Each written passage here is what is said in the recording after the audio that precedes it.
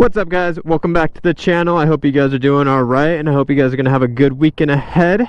I just got out of work, but here we are today. This is my 2019 Grom, and I'm gonna give you guys a little review on it and just show you what's on it, how I like it. And just to start, I ended up picking this up about 3-4 weeks ago. I have daily driven it since I picked it up. It had about 300 miles on it, had some of the parts that you'll see listed here pretty soon, and yeah, it's a great bike in my opinion. I ride it about 20 miles a day to and from work and the gym, and yeah, I love it. So just starting, everything listed that I'm about to show you, it did come with, and I'm actually really happy because I think I got it for a good price.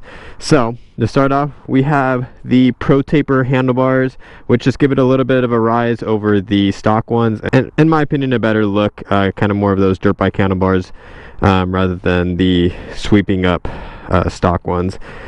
Next we have the $80 Amazon exhaust, which I'm pretty sure you've probably all seen already.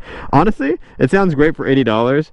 I wish we could get exhaust like this for actual leader bikes for this price tag, because $80 is a steal.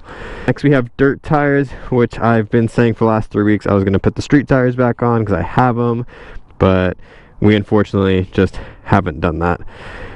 Next thing we're going to have is the front blinkers. As you can tell, they are relocated to be just a little bit skinnier on the front end of the light versus the sticking out one stock. We're going to have same thing with the license plate, just kind of a new location or just a slimmer look. Next we have the extended swing arm. It looks like this is by, actually, I don't know, Heimer Engineering. So in case you're looking to pick one of those up, like I said, it came with all of this. I got this for about $3,000 in a pair of shoes and had 300 miles on it. Like I said, I think it was a really good deal.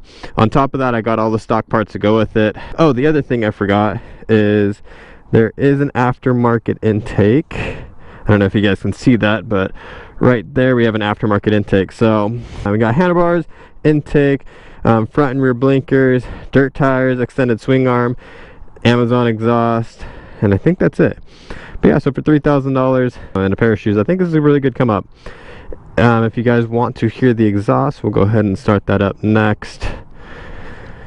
So let's take a look.